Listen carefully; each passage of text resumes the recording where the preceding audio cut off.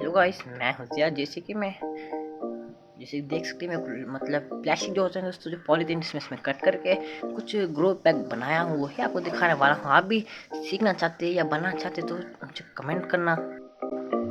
जैसे कि देख सकते हैं दोस्तों, ये छोटा सा है, मतलब ऐसे ही बनाया था, लेकिन ये ग्रो बैग ही है। ये देख सकते हैं, इसके अंदर कुछ मिट्टी डाल के ऐसा करना होगा। थोड़ा सा मिट्टी डालना होगा, हट जाएगा स्ट्रेट सीधा। ये ये देख सकते हैं,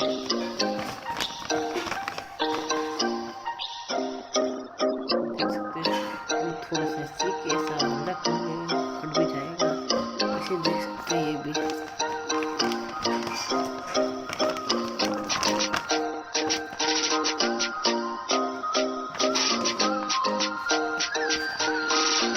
ये कुछ नहीं, देख सकते हैं।